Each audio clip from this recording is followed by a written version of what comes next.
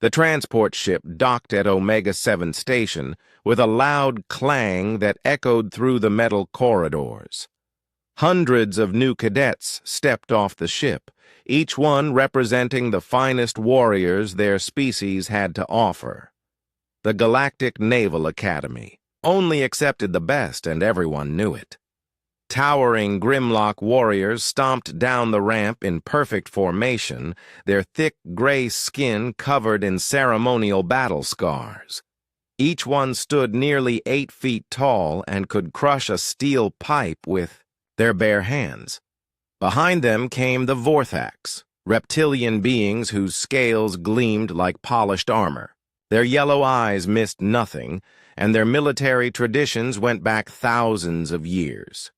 The crystalline Zephyrians floated, rather than walked, their sharp-edged bodies catching the station's lights like living diamonds.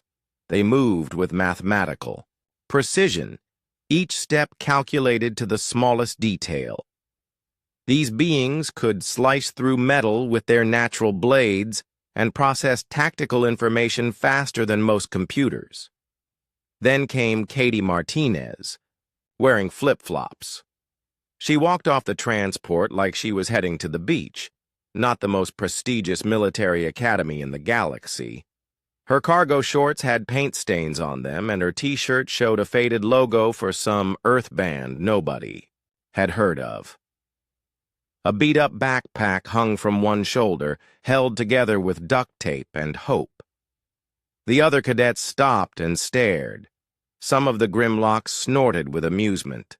A few Vorthax exchanged glances that clearly said they wondered if this small human had gotten on the wrong ship. Katie didn't seem to notice the attention. She checked a piece of paper in her hand, looked around the docking bay, and started walking toward the registration area. Her flip-flops made a soft slapping sound against the metal floor that seemed impossibly loud in the suddenly quiet space. Station personnel pointed her toward the main academy entrance. As she walked, conversations started up again behind her, but now they were all about the strange human girl who dressed like she was going to a barbecue instead of military school. The academy's main hall was massive, designed to hold representatives from dozens of different species. High ceilings stretched up into shadows, and banners from every member world hung from the walls. Katie craned her neck to look around, clearly impressed by the size of everything. A holographic display showed the day's schedule. New cadet orientation would begin in 1 hour. Katie found her name on the roster and noticed she was the only human listed. That was fine with her. She had always been good at figuring things out on her own. Other cadets gathered in small groups, mostly sticking with their own species.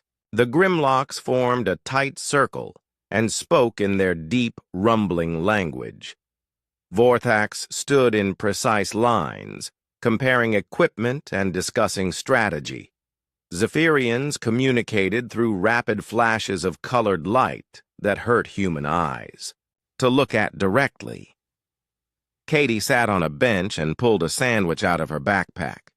Peanut butter and jelly on white bread, the kind of simple food that somehow tasted like home. She ate slowly and watched the other cadets prepare for orientation. A shadow fell across her bench. Katie looked up to see a massive Grimlock cadet standing over her. His skin was darker than the others, almost black, and scars covered his arms and chest. Traditional Grimlock warriors earned those scars in combat trials that would kill most other species. "You are the human," he said in heavily accented Standard Galactic. His voice sounded like rocks grinding together. "I'm a human," Katie replied, not bothering to stand up. "There might be others around somewhere." The Grimlock's eyes narrowed. "I am Zara of the Iron Hills clan. I have killed 47 enemies in ritual combat. How many have you killed, small human?" Katie took another bite of her sandwich and thought about it. Well, there was this spider in my dorm room last week. Does that count? Several nearby cadets turned to listen.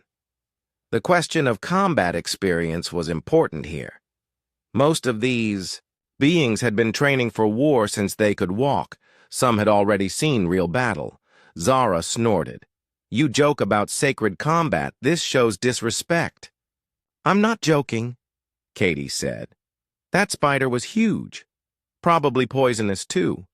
And I got it with just a rolled-up magazine. Pretty good accuracy, if you ask me. A few Vorthax hissed softly, which was their version of laughter. Zara's expression grew darker, but before he could respond, the orientation ceremony began. Commandant Veltar took the stage. He was an old Vorthak with silver scales and eyes that had seen too many battles. His uniform displayed enough medals and ribbons to sink a small ship. When he spoke, his voice carried the authority of someone who had earned the right to command. Welcome to the Galactic Naval Academy, he began. You are here because your species believes you represent their finest military potential. Over the next 2 years, we will test that belief in every way possible. The Commandant's eyes swept across the assembled cadets. When his gaze found Katie, it lingered for a moment. She gave him a small wave, which made several instructors exchange worried looks. The galaxy faces new threats every day, Veltar continued.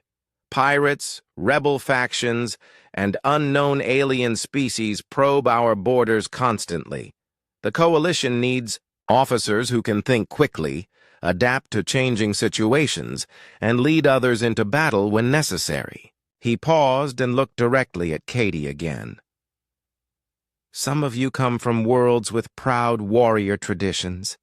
Others represent species known for their tactical brilliance or technological superiority.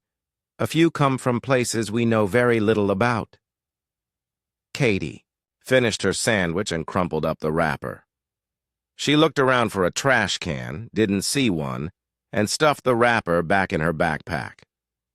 Several alien cadets watched this simple action with fascination, as if she had done something completely unexpected. Your instructors will evaluate every aspect of your performance, the Commandant said.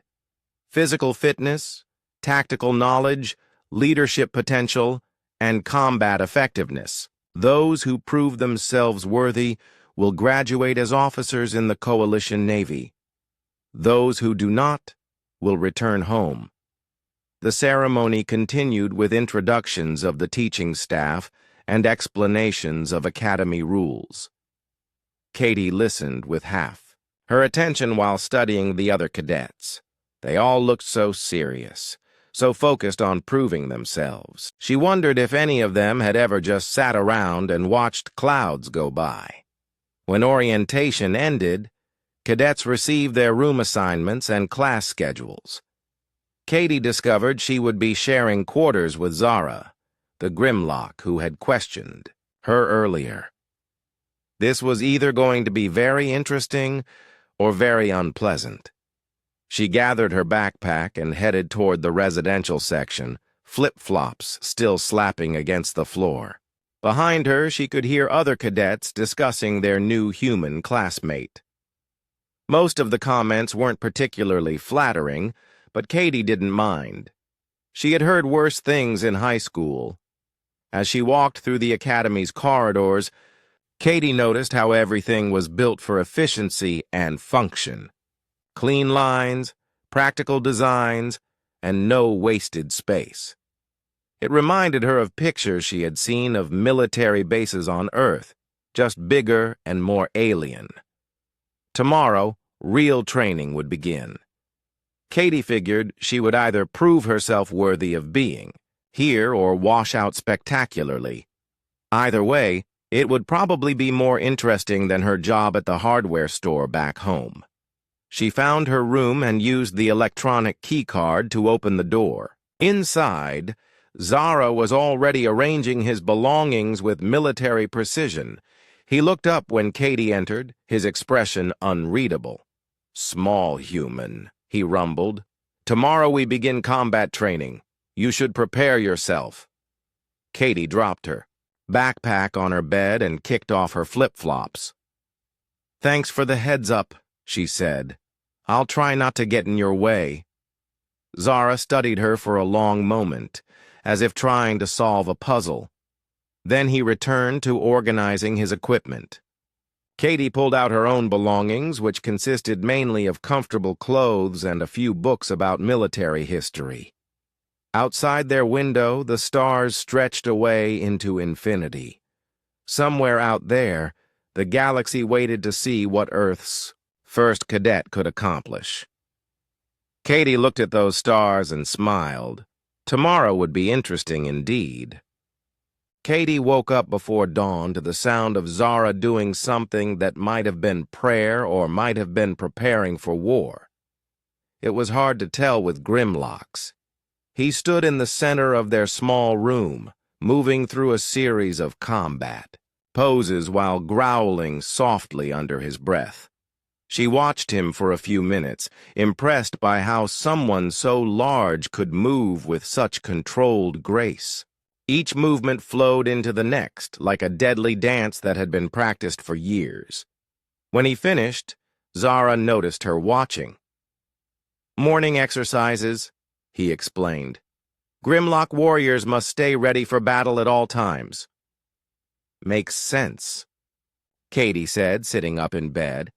"I usually just stretch a little and hope for the best." Zara's expression suggested this was not an acceptable approach to physical fitness. He gathered his training gear and headed for the door. "First evaluation begins in 1 hour. Do not be late, small human." After he left, Katie took her time getting ready. She had brought one set of standard academy training clothes, but they felt stiff and uncomfortable compared to her usual outfits. Still, she figured showing up in flip-flops to actual military training might be pushing things too far. The academy's main training facility was enormous. High ceilings, multiple levels of equipment, and enough space to train several hundred cadets at once. Katie joined the crowd gathering around Captain Drex, a Vorthak instructor whose scales showed the distinctive blue-green pattern of a combat veteran. "Today we begin physical assessments," Drex announced. His voice carried the kind of authority that made even Grimlock warriors pay attention. "Strength, speed, endurance, and coordination. Your performance will establish baseline measurements for improvement." Katie looked around at her fellow cadets. The Grimlocks were obviously built for strength, with muscles that looked like they could bend steel bars. Vorthaks had the lean build of natural predators, all sharp angles and quick reflexes. Even the crystalline Zephyrians had bodies designed for their specific type of combat. She was definitely going to finish last in most of these tests. The first challenge was a simple strength measurement. Cadets took turns lifting increasingly heavy weights until they reached their maximum. Grimlocks routinely lifted amounts that would crush most other species. Vorthaks showed impressive power for their size. Zephyrians used their crystalline structure to distribute weight in ways that seemed to defy physics. When Katie's turn came, she managed a respectable amount for a human, but far less than anyone else. Captain Drex noted the number without comment, but she could see him wondering why Earth had sent such a physically weak representative. Speed tests followed the same pattern. Katie ran as fast as she could while other cadets practically flew around the track. Her endurance was better relative to her size, but still poor compared to beings bred for war. The coordination tests were more interesting. Cadets had to navigate through obstacle courses that tested their ability to move through complex environments. Most species approached these challenges in predictable ways. Grimlocks used brute force to smash through barriers. Vorthax relied on their natural agility to slip past obstacles. Zephyrians calculated precise angles and moved with mathematical perfection.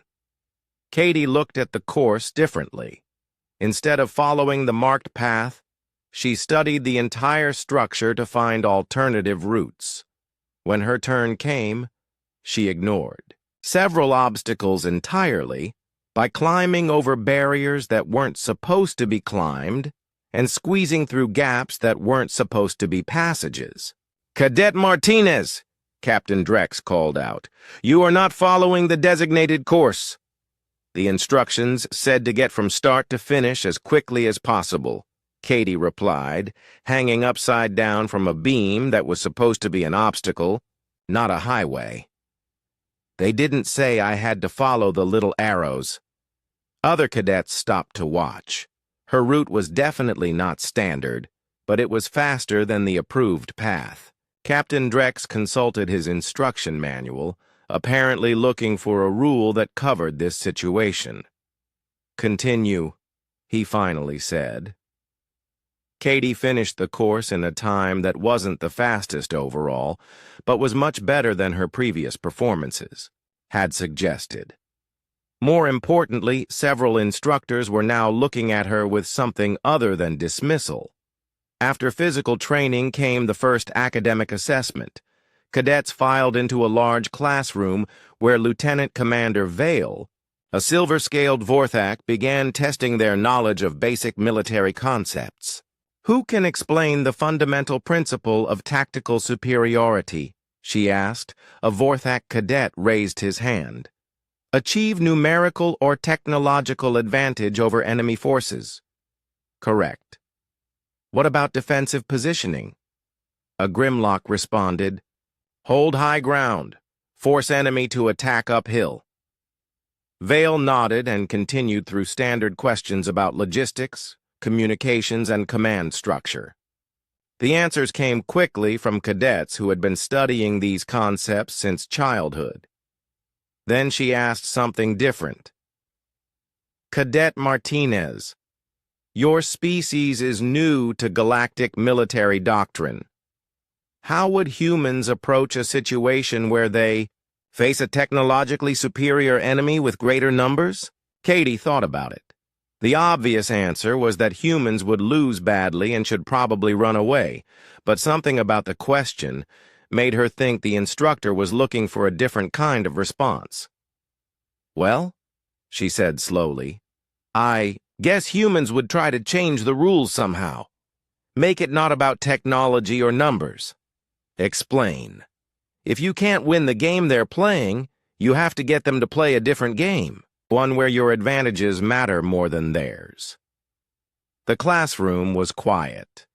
Other cadets exchanged glances, unsure whether this was brilliant or completely wrong. Lieutenant Commander Vale made a note in her files, but didn't comment. Combat simulations were the final test of the day. Cadets entered individual training pods that created virtual reality battle scenarios. The first scenario was straightforward. Defend a position against attacking enemies using standard weapons and tactics. Katie watched through the observation window as other cadets completed their simulations. Grimlocks relied on heavy weapons and direct assault.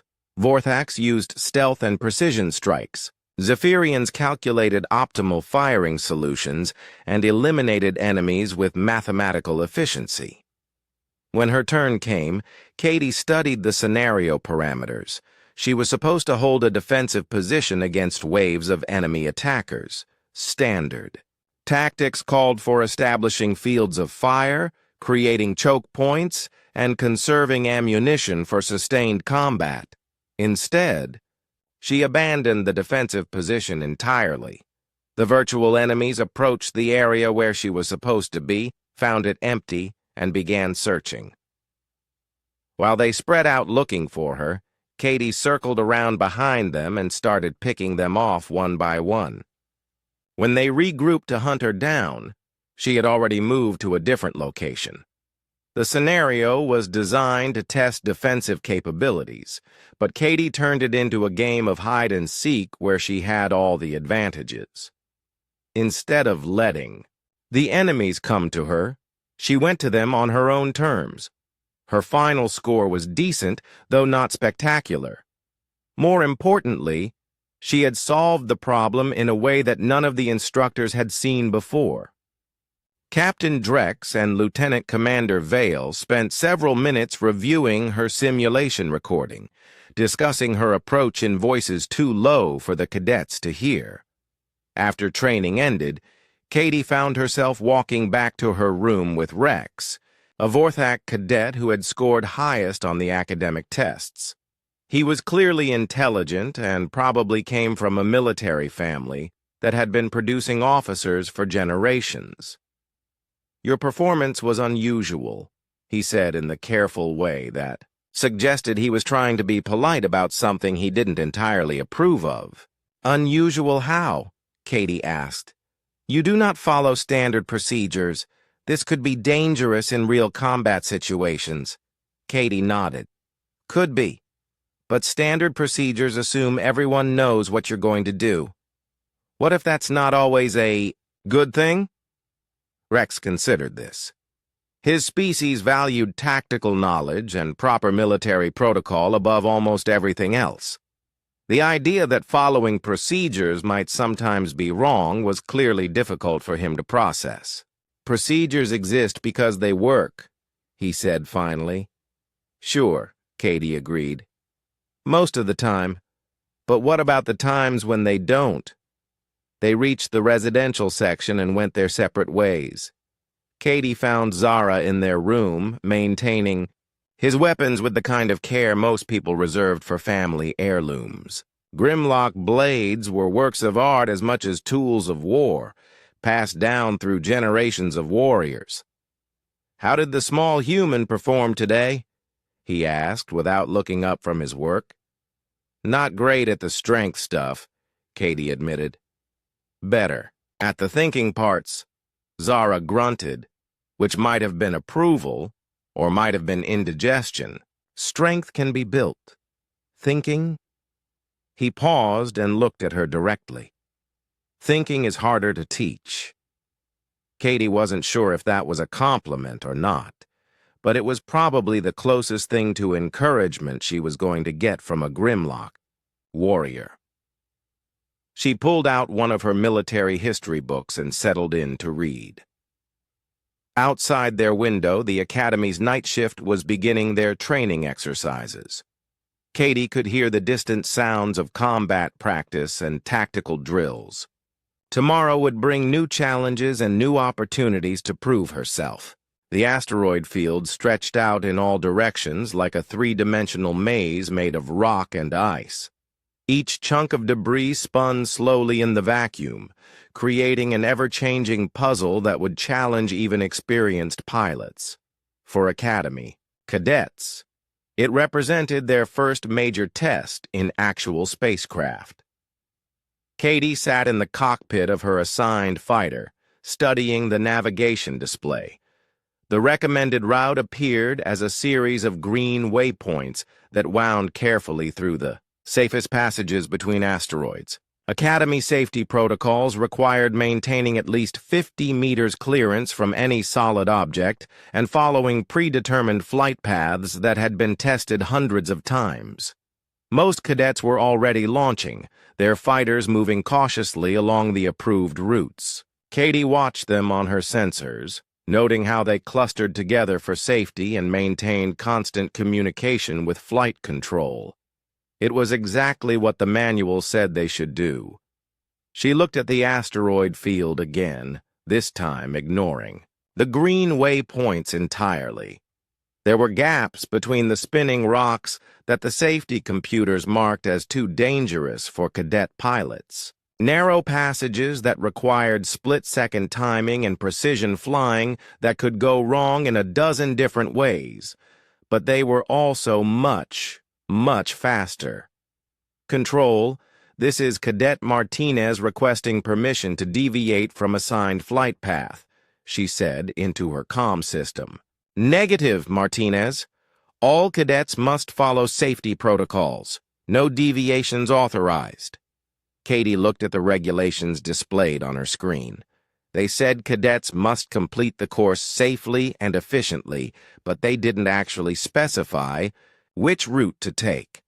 That was just assumed to be the green path. Control, I'm interpreting efficiently as finding the fastest safe route. Request permission to use alternate navigation. There was a pause. Martinez, clarify your intended route. Katie highlighted her planned path on the display and transmitted it to flight control. Even through the static of radio communication, she could hear someone intake breath sharply. Negative, Martinez. That route exceeds acceptable risk parameters, but it's not forbidden by the actual regulations, Katie pointed out. Just by the safety recommendations. Another pause, longer this time. Katie could imagine the instructors consulting their manuals and trying to figure out if a cadet could technically do what she was proposing. Martinez, you are cleared for alternate route at your own discretion. Be advised that any damage to Academy property will result in immediate dismissal. Katie smiled and fired up her engines. Understood, Control. Beginning navigation run. Her fighter shot forward into the asteroid field, immediately leaving the safe green path behind. The first gap she aimed for looked impossibly narrow, with two massive chunks of rock spinning toward each other like closing jaws. Most pilots would have pulled back, waited for a better opening, and taken the safe route. Katie calculated the timing in her head, took into account the rotation of both asteroids, and threaded the needle with meters to spare. On the Academy's command deck, Captain Drex and Lieutenant Commander Vale watched her progress with growing amazement. Her fighter twisted and dived through spaces that their computers marked as impassable, using the gravitational fields of larger asteroids to slingshot around obstacles that should have blocked her path. She's flying like the laws of physics. Our suggestions, Captain Drex muttered. Her route calculations are completely improvised, Vale added, checking her instruments. She's not using any standard navigation algorithms. How is she predicting those asteroid movements? Katie wasn't using calculations at all. She was flying by instinct, the same way humans had learned to navigate through forests and over mountains, back when Earth was still a dangerous place full of predators. Her brain processed dozens of moving variables without conscious thought, finding patterns in the chaos that no computer program had been designed to recognize. A particularly tricky section required her to spiral between three large asteroids, while avoiding the debris field created by two smaller rocks that had recently collided. The approved route went around this entire area, adding almost an hour to the journey. Katie dove straight through the middle. Her fighter spun and rolled through the spinning debris, using pieces of rock as shields against other pieces of rock. To outside observers, it looked like she was playing some incredibly dangerous game where the rules changed every second. In reality, she was just paying attention to everything around her and adjusting constantly. Back on the main course, other cadets were making steady progress following their assigned waypoints. Rex, the Vorthak tactical expert, was maintaining perfect formation flying and textbook safety margins. Zara had modified his approach slightly to take advantage of his superior reflexes, but still stayed within approved parameters. Flux, a Zephyrian cadet known for mathematical precision, was flying the most efficient possible version of the standard route. His movements were so perfectly calculated that he gained several minutes over the baseline time without taking any significant risks. None of them expected to see Katie's fighter emerge from the far side of the asteroid field 45 minutes after starting while they were still less than halfway through their own routes. Control, this is Martinez. Course complete. Requesting permission to dock. The silence on the communication channel stretched for almost 30 seconds. Martinez, repeat your status. Course complete. All objectives achieved. No damage to aircraft or Academy property. Ready to return to base. Captain Drex checked his instruments 3 times before believing what he was seeing. According to every sensor on the command deck, Katie had not only completed the navigation course, but had done it in less than half the expected time. How? Lieutenant Commander Vale asked, not really expecting an answer. On the replay, Katie's route looked like random improvisation that somehow worked. She had ignored every safety protocol, violated dozens of recommended procedures, and completed the course faster than anyone in Academy history. When Katie returned to the hangar, other cadets were still launching for their own attempts. She climbed out of her fighter and ran through the standard post-flight checklist, noting that everything was exactly as she had left it. Zara approached her as she finished her paperwork. The big Grimlock's expression was unreadable, but his posture suggested he was impressed despite himself. "The instructors are talking about your flight," he said. "Some call it reckless, others call it impossible." "What do you call it?" Katie asked. Zara considered the question seriously. "I call it effective. Grimlock warriors value results above methods." Over the following days, word of Katie's navigation run spread through the Academy. Some cadets viewed her approach as dangerous and irresponsible. Others were curious about how she had managed something that seemed to violate basic principles of safe flying. The instructors were divided as well. Captain Drex filed a report noting that while Katie's methods were unconventional, her results spoke for themselves. Lieutenant Commander Vale began studying human psychology texts, trying to understand how Katie's decision-making process worked. More importantly, they started paying closer attention to her performance in other areas. Combat. Simulations revealed that Katie approached every scenario differently than expected. Where other cadets relied on established tactics and proven strategies, she improvised constantly. Her solutions often seemed wrong at first, but worked better than conventional approaches. In a team exercise designed to test communication and coordination, she convinced her squad to abandon their assigned positions and regroup in a location that wasn't even marked on their tactical maps. When the exercise began, they were in the perfect position to outflank enemies who were expecting them to be somewhere else entirely. During a logistics planning session, she suggested using enemy supply lines against them by introducing false information that would cause their own systems to misdirect resources. The idea was so unconventional that it took the instructors several days to decide whether it was brilliant or completely insane. Rex, the Vorthak prodigy, found Katie's methods increasingly frustrating. His own approach relied on careful study of proven tactics and precise execution of established procedures. Everything in his military education had taught him that success came from following the rules better than anyone else. Katie's success by breaking rules challenged everything he believed about proper military conduct. "Your methods cannot be taught," he told her after another exercise where her improvised solution had outperformed his carefully planned approach. "How can the Academy train officers using techniques that have no underlying theory?" "Maybe that's the point," Katie suggested. "If everyone knows the theory, then everyone knows what you're going to do. Sometimes it's better to do something that doesn't make sense to anyone else." Rex's scales shifted to a darker green, which indicated deep thought among his people. "But without established doctrine, how do you ensure consistent results?" Katie shrugged. "You don't. You just try to stay one step ahead of whoever's trying to predict what you'll do next." This conversation was overheard by Lieutenant Commander Vale, who made extensive notes about human tactical philosophy.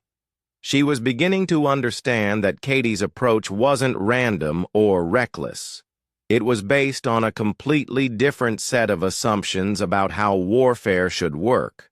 The Academy's wargame arena was massive enough to simulate entire planetary battles. Holographic terrain could be adjusted to represent any environment from frozen tundra to urban warfare zones. Today's exercise would test the cadets' ability to work together in small unit tactics, something that many species found more challenging than individual combat. Captain Drex stood before the assembled cadets, his reptilian features serious as he explained the day's challenge. You will be divided into teams of 5. Each team must capture and hold a strategic objective while preventing other teams from achieving their own goals. Resources are limited. Communication will be restricted. Success requires coordination and tactical thinking. Katie listened as team assignments were announced. As expected, she was picked last when squad leaders were allowed to choose their members. Most cadets wanted teammates they could predict and rely on. Katie's unconventional methods made her seem like a risk rather than an asset.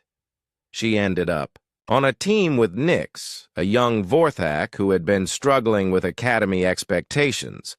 Blue, a Zephyrian whose mathematical approach sometimes slowed down decision-making. Cole, a human-descended colonist from New Terra who was almost as out of place as Katie.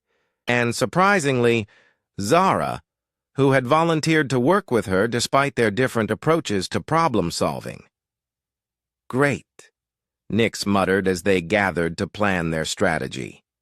The reject squad. Hey, Cole protested.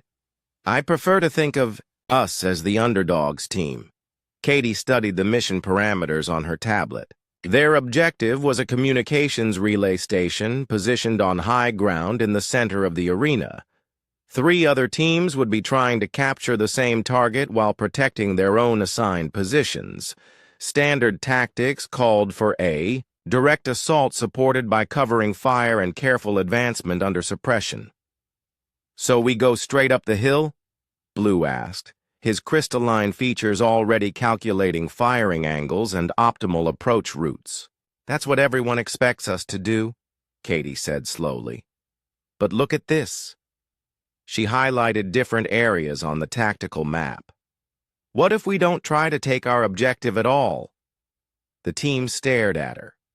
In every wargame scenario, the primary goal was achieving your assigned objective. Everything else was secondary. Explain, Zara rumbled. Katie pointed to the map. 3 other teams are going to be fighting over that relay station. While they're busy shooting at each other, we could be taking their objectives. If we capture enough of their targets, they have to choose between defending what they've already got or continuing to attack what they want. That's not how the exercise is supposed to work, Nyx pointed out. The rules say capture and hold strategic objectives, Katie replied. They don't say which ones. Blue's features shifted through several colors as he processed this idea. Probability analysis suggests that conventional assault on primary target has 37% success rate with our current capabilities. Alternative strategy presents unknown variables but potentially higher success probability. I say we try it, Cole said. Worst case, we lose like everyone expects us to anyway. Zara hefted his weapons and nodded. Warriors adapt to battlefield conditions. Plan has merit. They spent the next few minutes working out details. Instead of advancing toward their assigned target, they would circle around and hit the objectives that other teams were supposed to be defending. While everyone else fought over the relay station, Katie's team would be capturing everything else. The exercise began with the sound of simulated artillery fire. Immediately, 3 teams began advancing toward the central relay station using textbook tactics. covering fire, bounding overwatch, and coordinated movement that would have made their instructors proud. Katie's team went the opposite direction. They moved quickly through terrain that everyone else was ignoring, staying low, and avoiding detection. Their first target was Red Team's defensive position, a supply depot that should have been heavily guarded. Instead, they found 2 cadets who had been left behind while the rest of their team joined the assault on the relay station. The defenders were watching the main battle through their scopes, trying to provide long-range support for their teammates. "Take them quietly," Katie whispered. Zara and Cole circled around behind the position while Katie, Nix, and Blue created a distraction from the front. When the defenders turned to engage the obvious threat, they walked right into an ambush from behind. In seconds, Red Team's supply depot belonged to Katie's squad. "Target secured," Blue reported. "Red Team's rear area is now under our control." They moved on to the next objective while the main battle raged around the relay station. Green Team had left their ammunition depot with only minimal security, assuming that no one would ignore the primary objective to attack secondary targets. They were wrong. This time, Katie's team didn't even need to fight. They simply walked in through an unguarded back entrance, while the defenders were focused on the wrong direction. By the time Green Team realized what was happening, their ammunition supplies had been captured and their defensive positions were being attacked from behind. "This is Green Leader," came a frantic radio call. "We're taking fire from our own supply depot. How is that possible?" The main battle at the relay station was turning into exactly the kind of grinding slugfest that Katie had predicted. 3 teams were fighting over the same piece of high ground, with casualties mounting on all sides and no clear winner emerging. Meanwhile, her team was methodically capturing every other objective on the battlefield. Blue Team's headquarters fell next, followed by Red Team's vehicle maintenance facility. Each capture not only gained points for Katie's squad, but also cut off resources and support for the teams trying to take the relay station. Captain Drex watched the exercise unfold from the command observation deck with growing amazement. His tactical displays showed a situation that none of the Academy's wargame scenarios had ever produced before. "Sir," one of his assistants reported, "the Rejects team has captured 60% of the strategic objectives while the main engagement is still unresolved. How are the other teams responding?" "They're not, sir. They're still focused on the primary target." Down in the arena, the situation was becoming increasingly chaotic. Red Team finally realized they were being attacked from behind and sent half their force back to retake their lost positions. This weakened their assault on the relay station, which Green Team immediately exploited by pushing forward with a renewed attack. Blue Team saw an opportunity and launched their own flanking maneuver, but found their ammunition depot had been captured and their supplies cut off. Without adequate supporting fire, their advance stalled. Katie's team, meanwhile, had circled back toward the relay station itself, but instead of joining the three-way battle, they positioned themselves to attack whoever eventually won control of the high ground. "This is brilliant," Cole whispered as they watched Red Team and Green Team tear each other apart while Blue Team tried to exploit the chaos. "We're going to win this without firing a shot at the main objective." "Wait for it," Katie said. Green Team finally broke through and captured the relay station, but they were down to just 2 effective fighters and almost out of ammunition. They had won the primary objective but lost everything else in the process. That's when Katie's team struck. "Now," she said quietly. They hit the exhausted Green Team from 3 directions at once, using the weapons and supplies they had captured from other objectives. The defenders on the relay station were too tired and too low on resources to mount an effective resistance.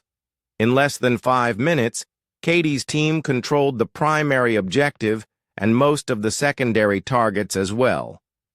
Exercise complete, Captain Drex announced. All teams returned to base for debriefing. The ride back to the academy was quiet. Other cadets looked at Katie's team with expressions ranging from confusion to resentment. What they had done wasn't technically against the rules, but it felt like cheating to beings who had been taught that military success came from following established procedures. Rex, the Vorthak tactical prodigy, approached Katie during the post-exercise meal. His scales showed the deep green color that indicated serious thought among his people. Your strategy violated every principle of objective-oriented warfare, he said. Did it work? Katie asked. That is not the point.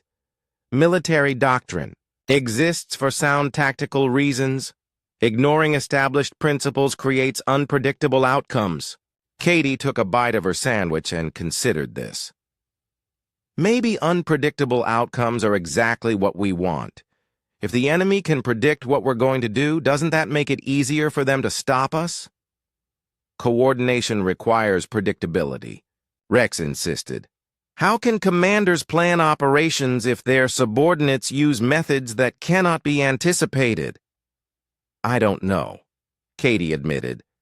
But how can commanders plan for enemies who don't follow the same rules they do? This conversation was being overheard by several other cadets, including some who had been on the teams that Katie's squad had defeated. The questions she was raising challenged fundamental assumptions about how military operations should work. Lieutenant Commander Vale approached their table, her silver scales catching the light as she sat down. Cadet Martinez, I'd like to discuss your performance in today's exercise. Did we do something wrong? Katie asked. The psychological warfare classroom was unlike any other training facility in the academy. Dim lighting created shadows that seemed to move when you weren't looking directly at them. Holographic displays showed fragments of information that changed when observed from different angles. Even the chairs were designed to be slightly uncomfortable, keeping students alert and on edge. Professor Kane, a human instructor who had joined the academy staff just 2 years earlier, stood at the front of the room. Unlike the alien instructors who relied on physical presence and military bearing, Kane looked like someone you might pass on the street without a second glance. That was exactly the point. Warfare, he began, is not just about destroying the enemy's ability to fight. It's about destroying their will to fight. Physical weapons damage bodies and equipment. Psychological weapons damage minds and morale. The assembled cadets shifted uncomfortably. Most galactic species preferred direct confrontation where strength, speed, and tactical skill determined outcomes. The idea of attacking an enemy's mind rather than their body seemed somehow dishonorable. Today we'll explore basic principles of deception, misdirection, and psychological pressure, Kane continued. Your assignment is to convince someone in this room to do something they don't want to do, using only words and behavior. No threats, no physical coercion, no bribery. Katie found herself paired with Flux, a Zephyrian whose crystalline structure made him nearly impossible to read emotionally. His species communicated through color patterns and light frequencies that changed too quickly for most other beings to interpret. This exercise seems pointless, Flux said, his features shifting through rapid color changes that indicated analytical thinking. Zephyrians are immune to emotional manipulation. Our decision-making processes are based on mathematical logic rather than psychological responses. Okay, Katie said. So you're telling me that you never do anything for reasons that aren't completely logical? Correct. Emotional responses are inefficient and unreliable. Katie nodded thoughtfully. That makes sense. Humans are probably too emotional to really understand how your people think. We get distracted by feelings and personal attachments all the time. Flux's colors shifted to indicate agreement. Precisely. Your species allows emotional considerations to override logical analysis. I bet you could teach me a lot about proper logical decision-making, Katie continued. For instance, what's the most logical way to approach this exercise? The optimal strategy would be to analyze each individual's psychological profile and identify their specific vulnerability patterns, Flux explained, warming to the topic. Then apply targeted psychological pressure to exploit those weaknesses. That sounds incredibly effective, Katie said. Could you show me how that would work? Maybe use me as a test case? For the next 20 minutes, Flux explained in detail how he would manipulate Katie's emotional responses to achieve specific behavioral outcomes. He outlined her probable fears, desires, and decision-making patterns with mathematical precision. When he finished his analysis, Katie smiled. That was really helpful. Now I understand exactly how your mind works. Flux's features froze in mid-color change. I was not supposed to reveal my analytical methods, but I asked you to teach me, and you said Zephyrians always make logical decisions. Teaching someone who wants to learn is logical, right? That is technically correct. So by being completely logical, you did exactly what I wanted you to do, even though you didn't want to do it. Flux's color patterns became chaotic as he processed this realization. He had been manipulated into revealing detailed information about his own thought processes by someone who had claimed to be inferior at logical thinking. Professor Kane had been listening to their conversation with growing interest. Excellent demonstration, Cadet Martinez. You used the subject's own assumptions against him. Flux believed that being logical made him immune to manipulation, so you convinced him that helping you was the logical thing to do. Other pairs were struggling with the assignment. Most cadets tried direct approaches that failed immediately. Grimlocks attempted to intimidate their partners. Vorthax used complex logical arguments. Zephyrians offered mathematical proofs for their positions. Katie moved on to work with Rex, the Vorthak tactical expert who had been increasingly frustrated by her unconventional methods. I suppose you think you can manipulate me as easily as you did Flux, Rex said, his scales showing the dark green of annoyance. Actually, I don't think I could manipulate you at all, Katie replied. You're way too smart for the kinds of tricks that work on other people. Rex's scales lightened slightly. That is true. Vorthak tactical training includes resistance to psychological warfare techniques. Plus, you understand military doctrine better than anyone else here. You'd see through any attempt to get you to do something that went against proper procedures. Obviously. Katie nodded respectfully. That's why I think you should be the one teaching this class instead of Professor Kane. You actually understand how psychological warfare works in real military situations. Rex considered this. I do have more tactical knowledge than most instructors. Realize. You should demonstrate that. Show everyone how a real military expert would handle psychological pressure. How would I do that? Well, Katie said thoughtfully, you could volunteer to be the test subject for the next exercise. Let Professor Kane try his best techniques on you, then show the class how to resist them properly. Rex's scales shifted to indicate deep thought. Being recognized as an expert in front of the class was appealing, especially since Katie was suggesting that his knowledge was superior to the instructors. That would be educational for the other cadets, he agreed.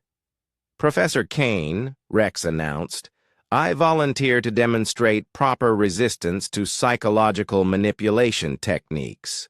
Kane smiled. Excellent. Please come to the front of the class. And Rex walked forward. Katie caught Professor Kane's eye and nodded slightly. Kane was human too, and he understood exactly what had just happened. Rex had been manipulated into volunteering for something he wouldn't normally do by having his ego appealed to and being made to feel superior. The demonstration that followed was educational in ways that Rex hadn't intended. Kane used increasingly sophisticated psychological techniques, while Rex confidently explained to the class why each approach was failing. What Rex didn't realize was that his detailed explanations were revealing his own psychological patterns and defense mechanisms. By the end of the session, Professor Kane had a complete psychological profile of one of the Academy's top tactical students, and Rex felt like he had successfully demonstrated his expertise. "Impressive work today," Kane told the class as the session ended.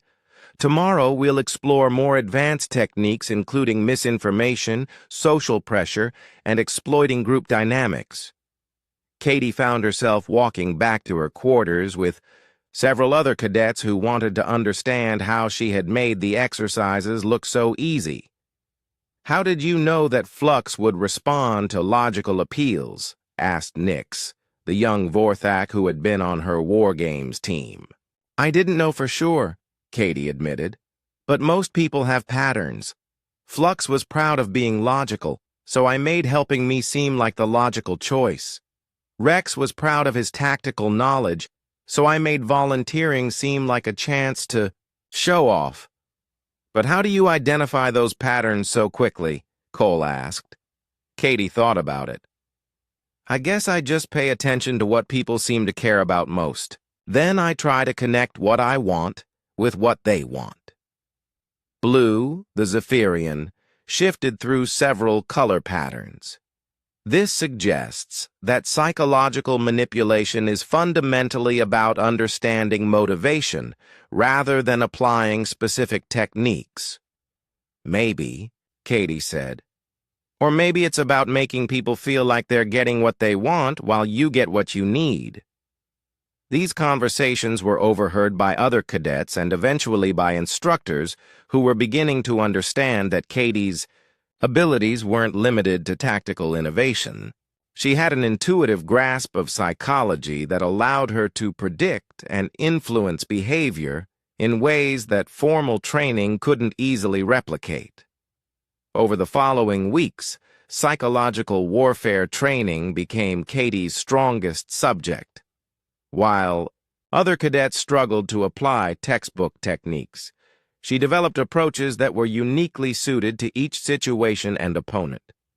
In one exercise, she convinced a squad of Grimlock warriors to abandon a defensive position by making them believe their honor was being questioned. In another, she turned a group of Zephyrians against each other by introducing small logical inconsistencies into their shared tactical plan. Most impressively, she learned to combine psychological techniques with conventional tactics. During a combat simulation, she broadcast false radio messages that convinced enemy forces their weapons were malfunctioning. Instead of fighting her superior numbers and firepower, they retreated to check their equipment and allowed her to achieve her objectives without firing a shot. Professor Kane began using Katie's exercises as teaching examples for other classes.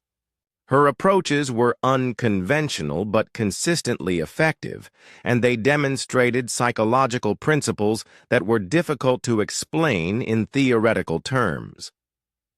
The key insight, Kane told his fellow instructors during a private meeting, the Academy's most challenging simulation had never been completed successfully. Not once in 15 years of operation had a single cadet managed to achieve the mission objectives. Most instructors privately believed it was impossible, designed more to teach humility than to test actual combat skills. The scenario was based on a real historical disaster, the Battle of Kepler Station, where an entire coalition fleet had been destroyed while trying to retake a strategic outpost from rebel forces. 3 admirals had attempted the mission using different approaches. All had failed, catastrophically. Katie stood in the briefing room with the other senior cadets, studying the tactical display. The simulation would place her alone in command of a single fighter against overwhelming odds. Enemy forces controlled, a heavily fortified space station protected by automated defenses, fighter squadrons, and capital ships. The objective was to disable the station's main reactor and escape alive. Standard tactical doctrine calls for overwhelming force concentration, Rex explained to the assembled cadets. The historical commanders failed because they attempted to achieve strategic objectives with insufficient resources. Agreed, added Flux, his crystalline features calculating rapidly. Mathematical analysis indicates success probability approaches 0 under current parameters. Zara grunted his opinion. Honorable death is preferable to impossible victory. Grimlock warriors would charge the station directly. Katie studied the scenario details more carefully. 3 different admirals had tried 3 different approaches. Admiral Cross had attempted a direct assault with heavy firepower. Admiral Vale had tried stealth infiltration with minimal forces. Admiral Hayes had used diversionary tactics to split enemy attention. All 3 approaches had failed for essentially the same reason. They had attacked the problem the way the enemy expected them to. What if the real lesson isn't about tactics? Katie said quietly. Explain, Professor Kane said. He had been observing the briefing to see how different cadets analyzed the scenario. Well, 3 different admirals tried 3 different strategies, right? But they all assumed they had to take the station by fighting the defenses. What if that assumption was wrong? The mission objective is clear, Rex pointed out. Disable the reactor and escape. How can that be accomplished without engaging enemy forces? Katie highlighted different sections of the tactical display. Look at the timeline. Each admiral spent weeks planning their approach. The enemy had plenty of time to prepare defenses specifically designed to counter whatever strategy they chose. So, Blue asked, so what if the real problem wasn't tactical but strategic? What if trying to take the station at all was the wrong approach? Lieutenant Commander Vale, who had been listening from the back of the room, stepped forward. The station was a critical strategic asset. Abandoning it would have given the rebels a permanent foothold in coalition space. But keeping it cost 3 entire fleets, Katie pointed out. At what point does holding one station become more expensive than letting it go? The room was quiet. Most military thinking focused on achieving objectives, rather than questioning whether those objectives made sense in the first place. Interesting perspective, Professor Kane said. But for the purposes of this simulation, the mission parameters are fixed. You must attempt to disable the reactor. Katie nodded. Understood. When do I start? Now, if you're ready.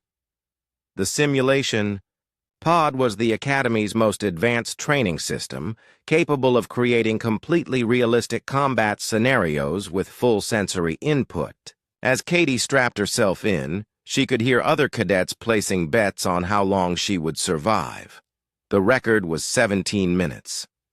The scenario began with her fighter launching from a coalition carrier that was already under heavy attack. Immediately, enemy fighters moved to intercept, while the station's defensive systems locked onto her approach vector.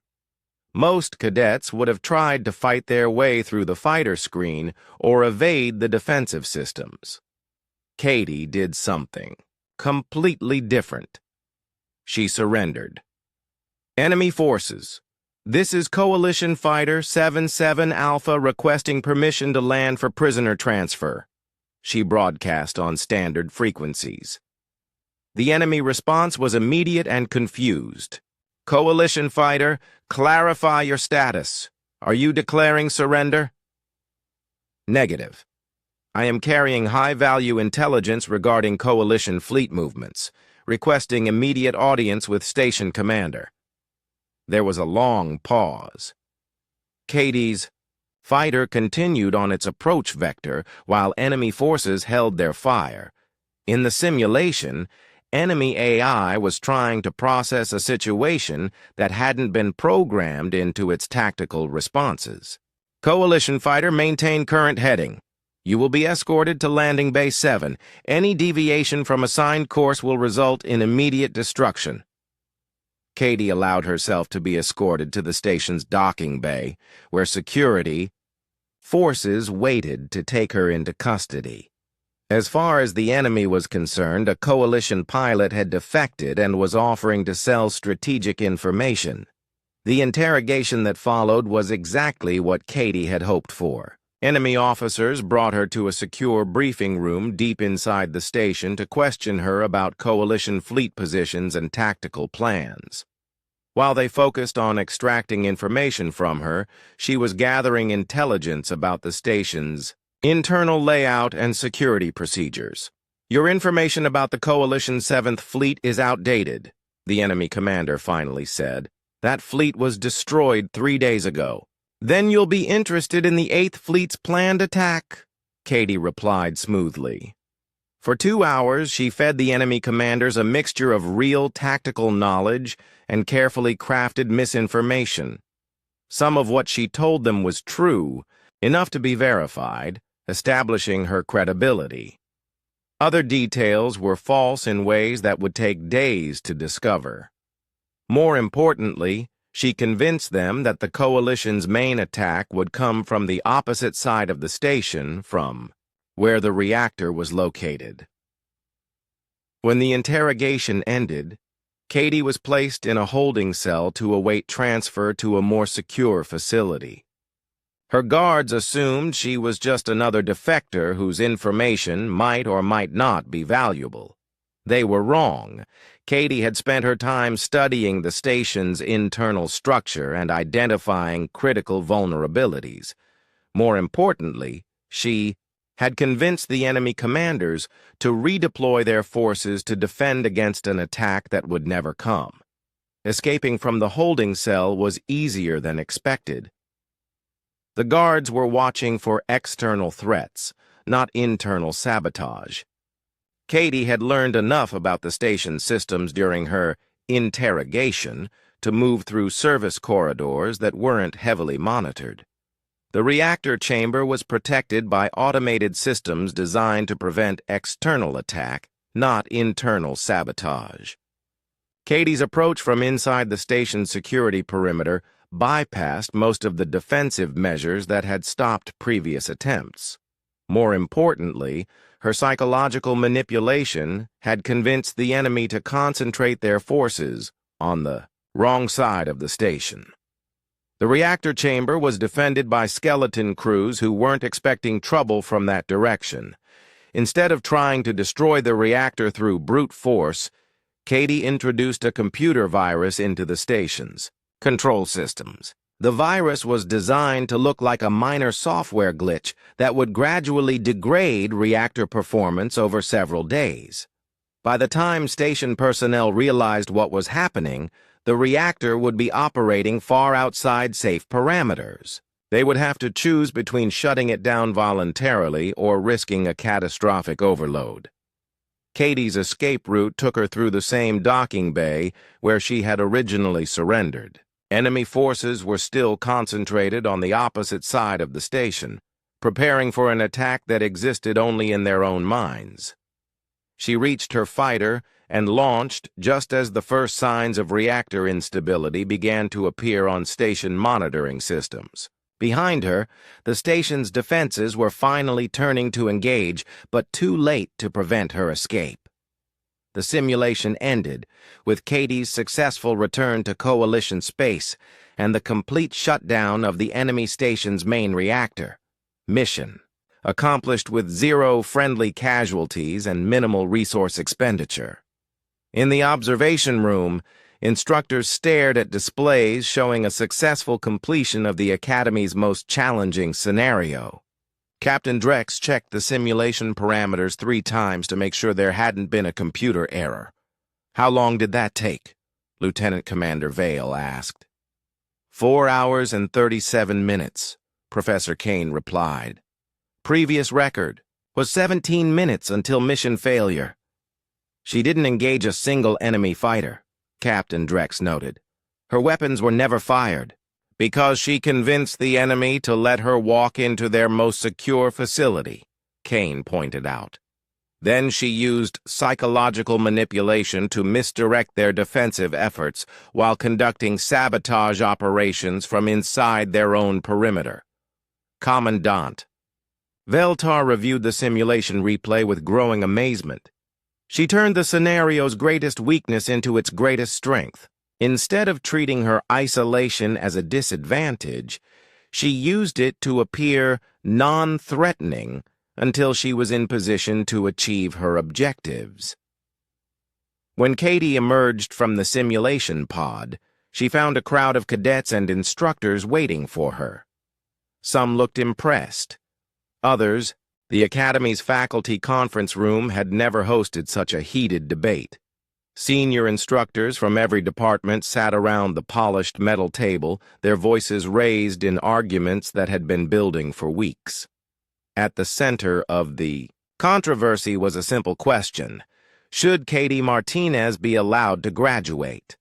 Her combat simulation scores are unprecedented, Lieutenant Commander Vale argued, displaying holographic charts that showed Katie's kill counts towering above every other cadet in Academy history.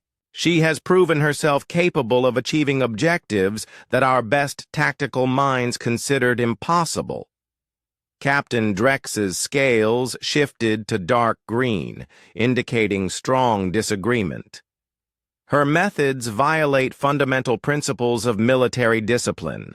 How can we commission officers who ignore established procedures and make up their own rules? Because established procedures are failing, Professor Kane interjected. Look at recent combat reports from the Outer Rim. Coalition forces are being defeated by enemies using unconventional tactics that our doctrine doesn't address. Commander Torres, the Academy's senior flight instructor, leaned forward. The humans' navigation run through the asteroid field was either brilliant improvisation or dangerous recklessness. I still can't decide which. Both, suggested Dr. Crix, the Zephyrian head of tactical studies. Mathematical analysis indicates her approach had a 73% probability of catastrophic failure. Yet she succeeded through factors that cannot be quantified. Commandant Veltar listened to the arguments from his position at the head of the table. His yellow eyes showed the weariness of someone who had been wrestling with this decision for days. As the Academy's commanding officer, the final choice would be his alone. "What do the other cadets think?" he asked. "They're divided," Captain Drex replied. "Some view Martinez as a role model who proves that unconventional thinking can achieve superior results. Others see her as a dangerous influence who undermines military tradition. The Grimlock cadets respect her effectiveness, but question her honor," added Commander Torres. "Zara specifically requested permission to challenge her to ritual combat. To settle the matter. And the Vorthax? Rex has submitted a formal complaint arguing that her methods cannot be taught or standardized, making them unsuitable for military application. Several others support his position." Veltar's attention was drawn to his communication console, which was flashing with an incoming priority message. He activated the display and found himself looking at Admiral Cross, the Coalition's senior strategic commander. "Commandant Veltar," the Admiral said, "I'm calling regarding Cadet Martinez and her recent simulation performance. Sir, we were just discussing her graduation status. Good. I'm ordering you to graduate her immediately and assign her to Special Operations Command. The conference room fell silent. Admiral Cross was not someone who made casual suggestions about cadet assignments. Sir, Captain Drex ventured, there are concerns about her unconventional methods. Admiral Cross's expression hardened. Captain, are you familiar with the situation at Proxima Station? Only what's been reported in general briefings, sir. Then you don't know that we've lost 3 scout ships in the past month to an enemy that appears to be using tactics similar to Cadet Martinez's approach. They're defeating our forces through psychological warfare and misdirection rather than direct confrontation. The implications hung in the air. If the coalition was facing enemies who fought like Katie, then they needed officers who could think like Katie. Furthermore, Admiral Cross continued, Earth's government has been quietly observing galactic military doctrine for the past several years.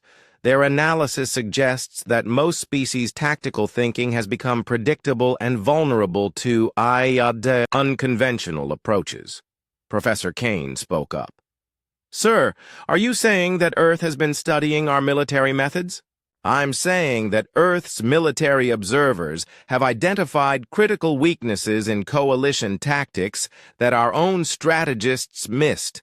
Cadet Martinez represents an opportunity to understand how humans approach warfare differently. Commandant Veltar considered the Admiral's words carefully. What are your specific orders regarding her graduation? Graduate her with full honors. Assign her to Captain Hayes's Rapid Response Unit, and begin developing curriculum to teach her methods to other cadets. Sir, Captain Drex interjected, her methods appear to depend on intuitive responses that may not be teachable. Then figure out how to teach intuition, Captain. Because right now, the Coalition needs officers who can think outside established doctrine. The communication ended, leaving the faculty to absorb what they had just heard. Katie's graduation was no longer a question of academy policy, but of strategic necessity. This changes everything, Dr. Crix observed. If the enemy is using psychological warfare and unconventional tactics, then conventional responses may be inadequate.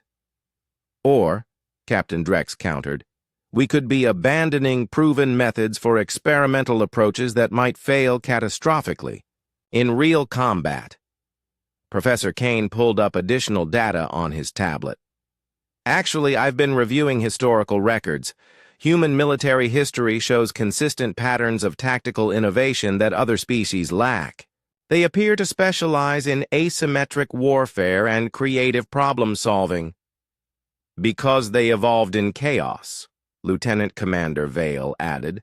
Most galactic species developed in stable environments with predictable hierarchies. Humans evolved on a world where survival required constant adaptation to changing conditions. The debate continued for another hour, but the outcome had been determined by Admiral Cross's intervention. Katie would graduate regardless of individual instructors' concerns about her methods. Meanwhile, Katie herself was unaware of the controversy surrounding her future. She was in the Academy's library, studying historical battles and trying to understand patterns in how different species approached combat. Zara found her there, reading about ancient Earth conflicts with the same intensity that most cadets devoted to weapons maintenance. "Small human," the Grimlock said, settling his massive frame into a chair that creaked under his weight. "The instructors debate your worthiness." "I figured they might," Katie replied without looking up from her book. "My methods probably seem pretty weird to people who are used to following established procedures." "Weird, yes, but effective." Zara's expression was thoughtful. "Grimlock warriors value results above methods. You achieve victory. This matters more than how you achieve victory." "What do you think?" Katie asked. "Should I be allowed to graduate?" Zara considered the question seriously. You fight differently than any warrior I have known. This makes you unpredictable. In battle, unpredictable can be very dangerous. Dangerous to whom? To enemies who expect predictable opponents. Zara's scarred features almost smiled. I think the galaxy is not ready for human warriors. Their conversation was interrupted by Flux, who approached with his typical mathematical precision. Cadet Martinez, I have been analyzing the probability distributions of your tactical decisions. That sounds complicated, Katie said. It is. Your choices consistently deviate from optimal solutions according to established military theory, yet your success rate exceeds theoretical maximums for conventional approaches. So what does that mean? Flux's crystalline features shifted through several color patterns as he processed the implications. It means that either my mathematical models are flawed, or human tactical thinking operates according to principles that current theory does not account for. Katie closed her book and looked at both of her classmates. Or maybe it means that trying to find the best solution isn't always as important as finding a solution that works. Explain, Flux requested. Well, if everyone is looking for the optimal, tactical approach, then everyone is going to come up with similar answers, right? But if you're willing to accept a solution that's just good enough, you can try things that other people would never consider. This simple observation crystallized something that had been bothering both Zara and Flux about Katie's methods. She wasn't trying to find perfect solutions. She was trying to find unexpected solutions that would work well enough to achieve her objectives. This explains your success in the war games, Flux realized. While other teams sought optimal strategies for their assigned objectives, you sought adequate strategies for objectives they ignored. And your navigation run, Zara added. You did not seek the safest route. You sought a route that would work if you could fly it correctly. Katie nodded. Sometimes good enough is better than perfect, especially if perfect takes too long or requires resources you don't have. Word of these conversations reached the faculty through the Academy's extensive monitoring system. Professor Kane added Katie's insights to his growing file of human tactical principles, while Lieutenant Commander Vale began developing training scenarios that would test other cadets' ability to think in similar ways. Captain Drex remained skeptical, but acknowledged that Katie's approaches were producing results that conventional methods could not match. His final report to Commandant Veltar noted that while her methods were unconventional, they might be necessary adaptations to changing tactical environments. The graduation ceremony was scheduled for the following week. Katie, tomorrow. The CSS Defender is finishing resupply and crew rotation. We'll be heading to the Kepler sector where 3 of our patrol ships have been destroyed in the past month. What kind of enemies are we facing? Captain Hayes's expression darkened. Unknown. They appear when our ships are most vulnerable. Use tactics we don't recognize, and disappear before reinforcements can arrive. The only pattern we've identified is that they seem to understand our procedures better than we do. As the graduation reception continued around them, Katie found herself looking forward to the challenge ahead. The Academy had taught her that. Her unconventional thinking was valuable, but it had also been a controlled environment where the stakes were limited to academic success.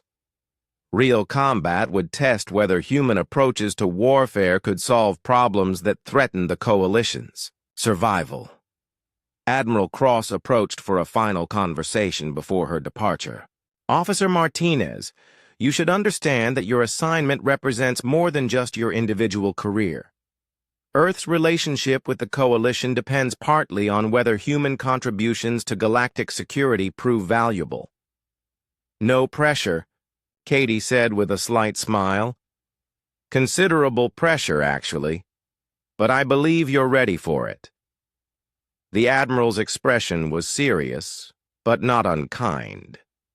Your species has spent thousands of years learning to survive in chaotic environments. The galaxy may need that experience more than we realized.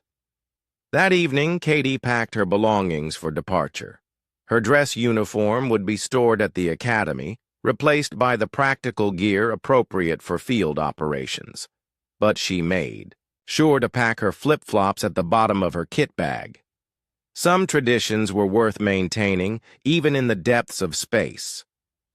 Zara helped her carry her equipment to the transport dock, grumbling about humans who couldn't pack efficiently.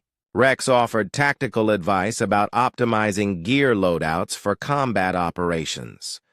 Both of them would be joining her unit after completing additional specialized training. As the transport prepared for departure, Katie looked back at the academy. That had changed her life in ways she was still discovering. She had arrived as an unknown quantity from a barely significant world. She was leaving as proof that the galaxy contained possibilities that its established institutions had never imagined. The transport launched into hyperspace, carrying her toward a conflict that would test. Graduation day at the Galactic Naval Academy was traditionally a ceremony of perfect military precision. Cadets stood in exact formations while their families watched from the observation galleries.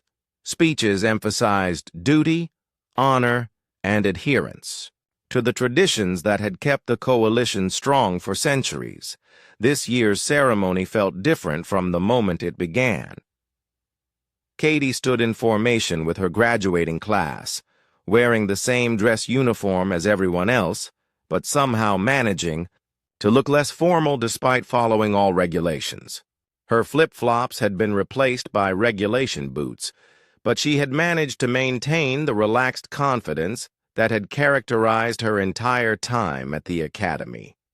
Commandant Veltar took the podium to address the assembled graduates and guests. His prepared speech covered the usual topics of military service and galactic security, but his eyes kept returning to Katie as he spoke. Today's graduates face challenges that previous generations could not have imagined, he said. The galaxy is changing rapidly, and our enemies are adapting faster than our traditional responses can counter them. In the observation gallery, Admiral Cross sat with several other high-ranking coalition officers.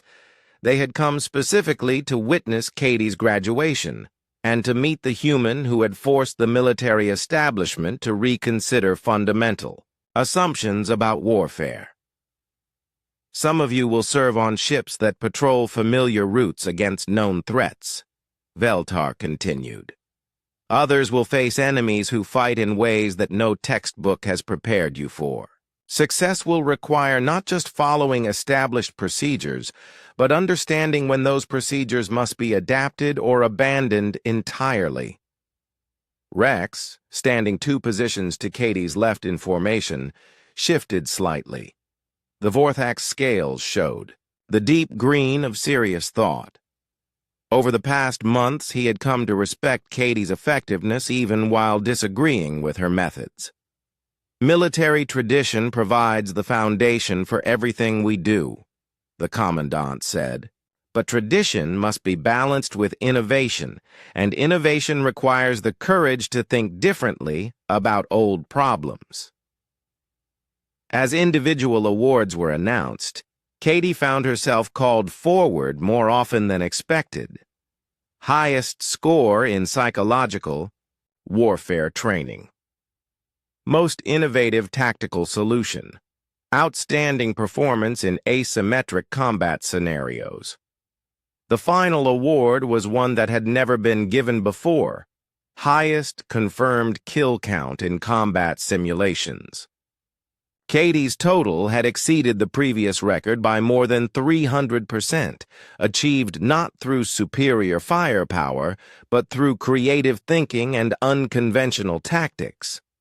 "Cadet Martinez," Commandant Veltar announced, "please step forward." Katie walked to the podium while the audience watched with interest. Most graduation ceremonies followed predictable scripts, but this moment felt unprecedented. In recognition of exceptional innovation in tactical thinking and outstanding performance under challenging conditions, Veltar said, "Cadet Martinez is hereby graduated with highest honors and assigned to Special Operations Command for immediate deployment." The applause was polite but uncertain. Most attendees weren't sure whether this was recognition of achievement or acknowledgement of something more complicated. Admiral Cross rose from his seat in the gallery and walked down to join the ceremony. His presence on the graduation platform indicated that something unusual was happening. "Ladies, gentlemen, and distinguished beings," the Admiral said, his voice carrying throughout the ceremony hall, "today marks not just the graduation of exceptional cadets, but the beginning of a new chapter in coalition military doctrine." He turned to address Katie directly. "Officer Martinez, your performance at this academy has demonstrated that human tactical thinking offers solutions to problems that conventional approaches cannot address. You have proven that sometimes the best way forward requires abandoning the established path entirely." Katie stood at attention, unsure how to respond to such direct praise from someone of Admiral Cross's rank. "Your first assignment," the Admiral continued, "will be to join Captain Hayes's rapid response unit aboard the CSS Defender. Your mission will be to engage enemy forces that have been using unconventional tactics to defeat coalition ships along the Outer Rim." The implications were clear to everyone in the hall. Katie wasn't just being assigned to a standard posting. She was being sent to fight enemies who thought like she did. Furthermore, Admiral Cross added, the Academy will begin developing new curriculum based on human tactical principles. Other cadets will study your methods to understand how conventional thinking can be supplemented with innovative approaches. After the ceremony ended, Katie found herself surrounded by fellow graduates, instructors, and visiting officials who wanted to understand what made her approach so different. The conversations were a mixture of congratulations, curiosity, and barely concealed skepticism. Professor Kane approached with a tablet containing her complete performance records. "I've been documenting your methods for the new curriculum," he said, "but I'm struggling to identify the underlying principles that other cadets could learn." "Maybe that's the point," Katie suggested. "If you could reduce it to a set of principles, then enemies could learn those principles too and develop countermeasures. So how do we teach adaptability without teaching predictable responses?" Katie thought about it. "I don't know. Maybe you teach people to ask different questions instead of teaching them specific answers." Their conversation was interrupted by Zara, who approached with the formal bearing of a Grimlock warrior preparing for an important announcement. "Small human," he said, "I have decided to request transfer to your unit." Katie was surprised. "Why?" "Because you fight in ways that confuse enemies. This is a useful skill for a warrior to learn." His scarred features showed something that might have been respect.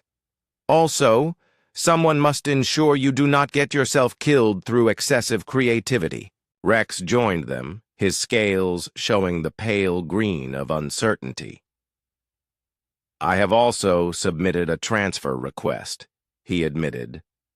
"Your methods challenge everything I was taught about proper tactics. I believe I need to understand them better." Over. The next hour, Katie discovered that half her graduating class had requested assignments to units that would work with her. Some wanted to learn from her approach, others wanted to prove that conventional methods were superior, and a few seemed motivated by simple curiosity about how human minds worked. Captain Hayes arrived to meet her new officer. She was a compact woman with graying hair and eyes that had seen too many impossible situations. Her uniform showed the kind of wear that came from actual combat rather than ceremonial duties. "Officer Martinez," she said, extending her hand in the human custom of greeting. "I've been reading your simulation reports. Impressive work." "Thank you, ma'am." "Don't thank me yet. Where we're going, you'll be facing enemies who think like you do. They've been using psychological warfare and unconventional tactics to defeat coalition forces for months. Your job will be to outthink people who are already outthinking us." Katie nodded. "Understood. When do we deploy?"